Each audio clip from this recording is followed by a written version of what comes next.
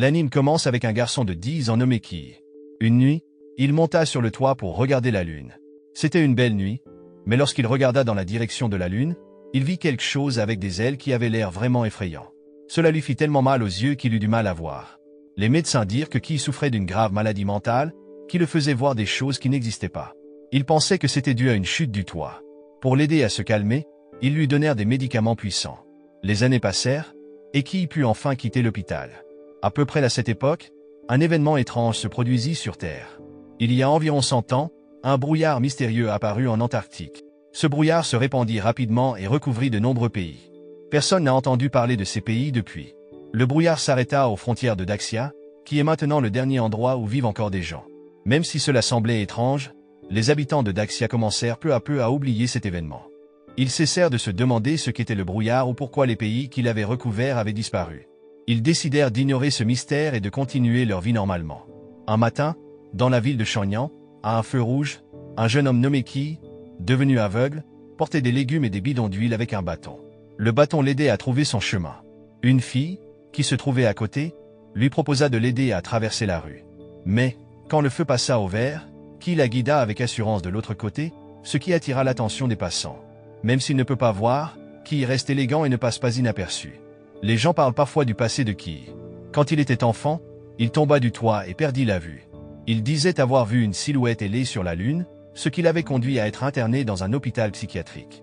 Maintenant, bien que Ki soit aveugle, il marche sans bâton et évite les obstacles, ce qui fait penser à certains qu'il pourrait faire semblant. Ki vit dans une petite maison délabrée avec son frère cadet, Yang Jin, et sa tante, Yang Er, qui l'a élevé.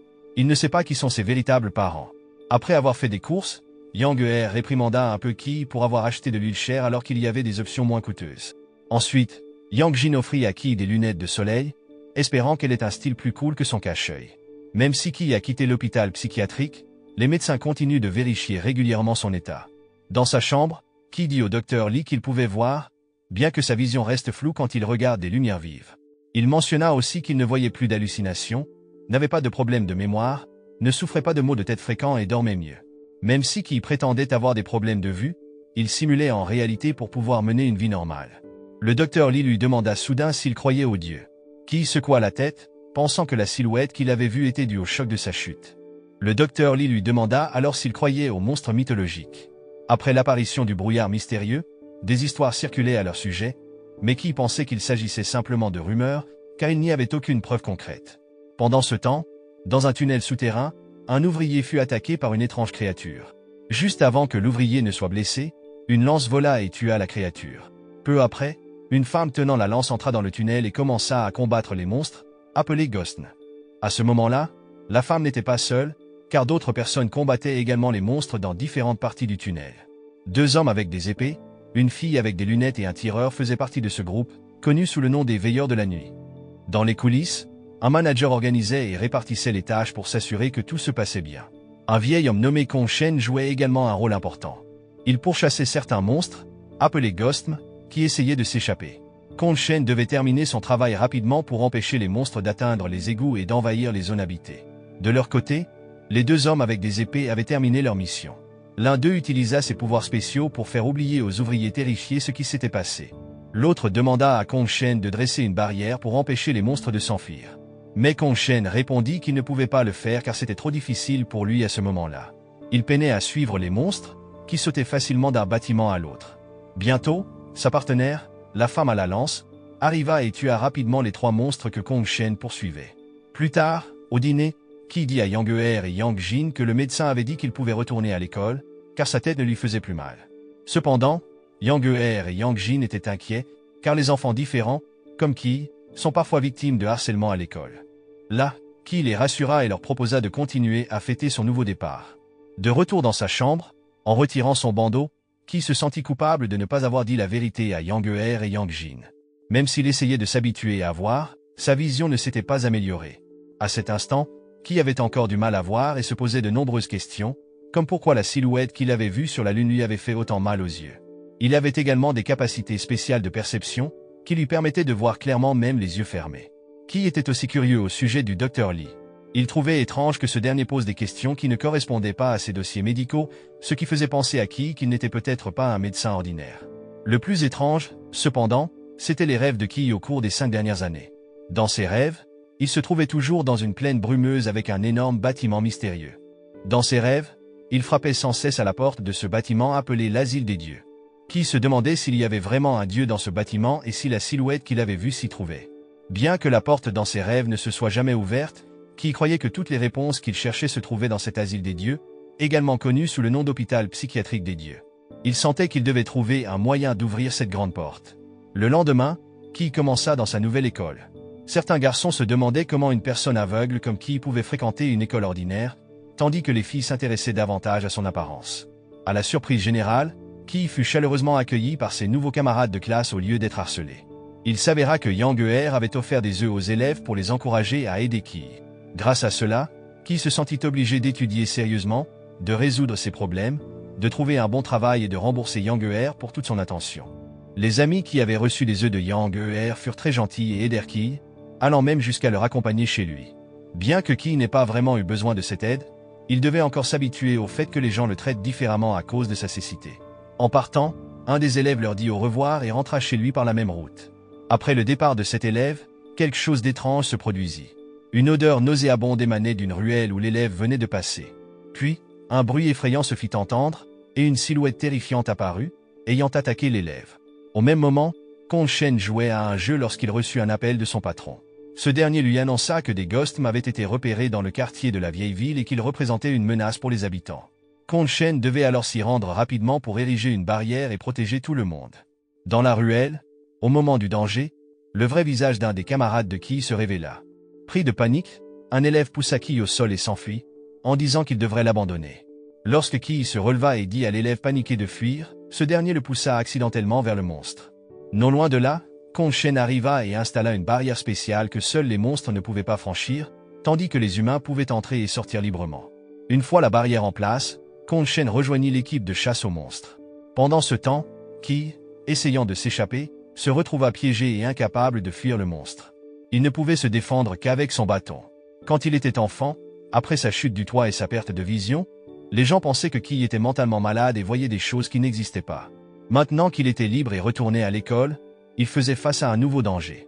À ce moment-là, Ki ne voulait pas mourir et devait combattre les monstres pour survivre.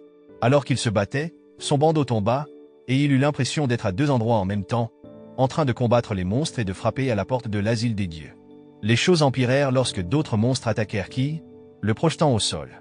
Mais soudain, la porte de l'asile des dieux s'ouvrit, et les yeux de Ki brillèrent d'une lumière dorée qui repoussa les monstres. Les gens virent cette lumière, et Kong Shen, qui était en route, s'arrêta pour voir d'où elle venait. Certains membres de l'équipe des Veilleurs de la Nuit se demandèrent si la lumière incroyable qu'il avait vue provenait d'une nouvelle ruine interdite. Les ruines interdites sont des outils magiques spéciaux qu'il utilise, mais ce pouvoir semblait plus divin. Leur patron confirma qu'il ne s'agissait pas d'une ruine interdite, mais plutôt de l'énergie sacrée et puissante d'un dieu, spécifiquement celle d'un être connu sous le nom de Dieu 003, le roi des séraphins Michael. Cette puissance divine était désormais en Ki, un étudiant autrefois considéré comme mentalement malade. Avec sa vue retrouvée, Ki remarqua qu'il y avait différentes pièces avec des symboles dans l'asile des dieux. Les monstres, qui étaient autrefois rapides, lui paraissaient désormais lents, ce qui lui permettait de les vaincre facilement avec son bâton multifonction.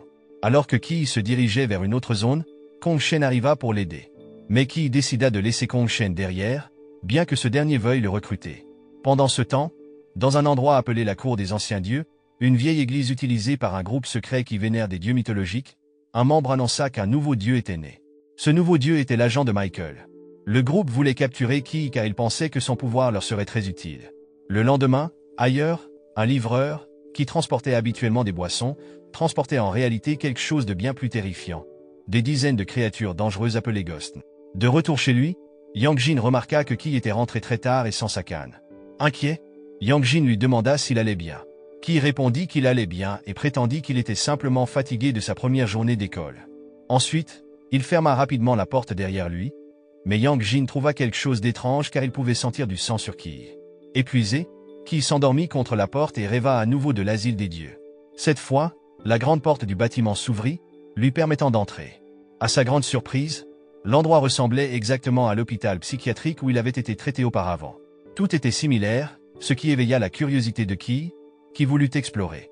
En se promenant, Ki trouva un couloir avec plusieurs chambres.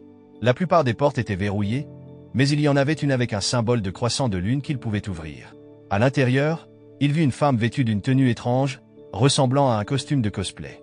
Elle était assise tranquillement sur un banc, et lorsqu'elle tourna la tête, Key réalisa qu'elle ne faisait pas semblant.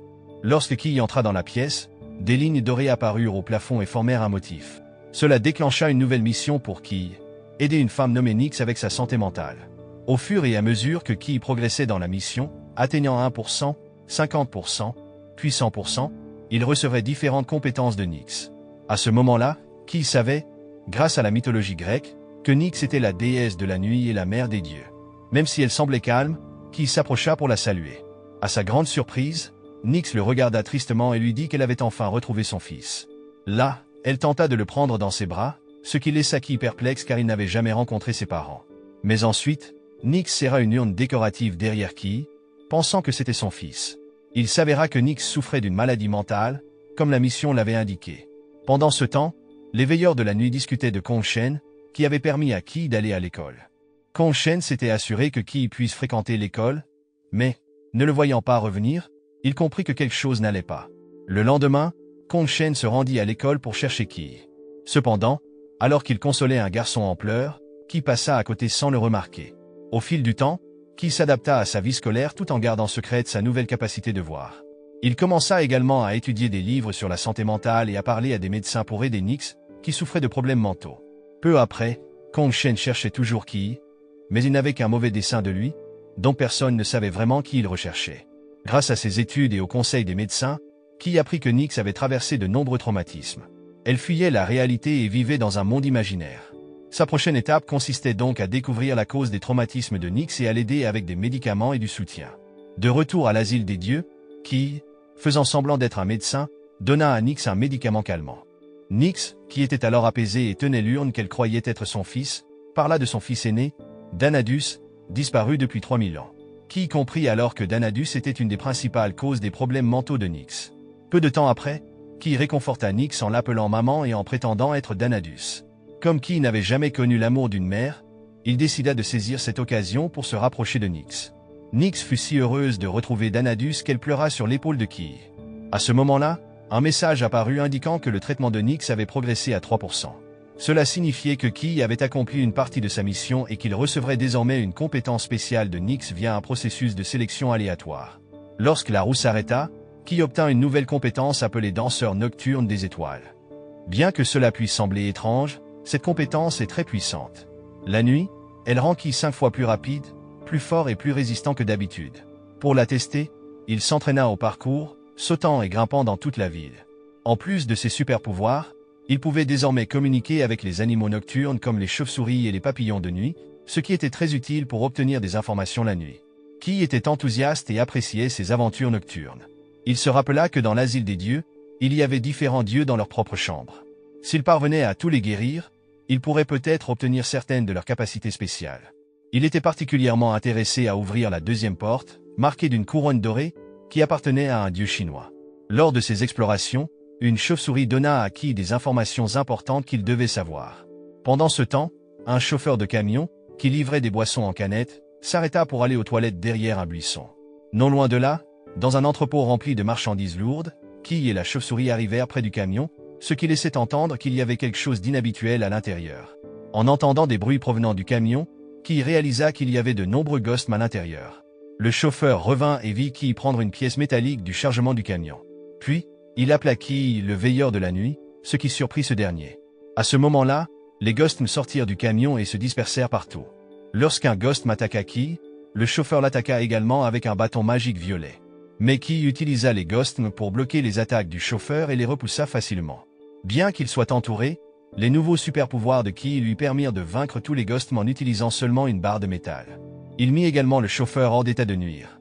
À ce moment-là, Key voulut en savoir plus sur les veilleurs de la nuit, mais décida qu'il valait mieux partir rapidement pour éviter d'autres problèmes. Alors qu'il poursuivait son chemin, Key tomba accidentellement dans un bâtiment et atterrit juste devant Kong Shen, qui le recherchait depuis longtemps. Kong Shen emmena alors Key dans un endroit spécial pour discuter. Là, Kong Shen lui demanda s'il avait déjà vu le séraphin Michael, ce que Michael voulait, et ce qu'il avait donné à Key.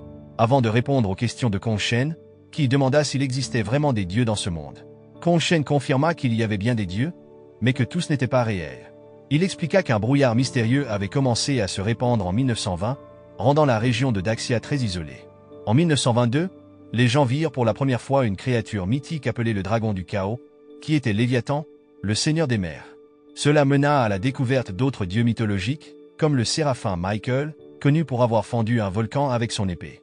À l'intérieur de ce volcan, ils trouvèrent un autre séraphin nommé Lucifer, enchaîné. Au fil des ans, les gens ont découvert plus de 100 dieux provenant de différents mythes, mais ils n'ont trouvé aucun dieu venant de Chine ou de Daxia. Personne ne sait pourquoi, mais certains pensent que cela est lié au mystérieux brouillard qui recouvre une grande partie de la Terre. Il y a quelques années, l'équipe de Kong Shen découvrit que les dieux des mythes occidentaux étaient sur le point de déclarer la guerre aux dieux de Daxia. En entendant cela, Qi se demanda si Kong Shen n'était pas un peu fou. Dans la zone où le chauffeur avait été assommé par Qi, ce dernier se réveilla enfin. Il était maintenant ligoté et nu. Devant lui se trouvait le chef des veilleurs de la nuit. Ils apprirent du chauffeur qu'un garçon qui ressemblait à un étudiant, Qi, était celui qui avait abattu tous les monstres de la région. Et c'est là que l'anime continue. La morale de l'histoire est donc, même quand on a des lunettes de soleil ou un cache-œil, il vaut mieux ne pas se laisser aveugler par ses propres illusions, car la vérité pourrait bien être plus éclatante que ce que l'on voit.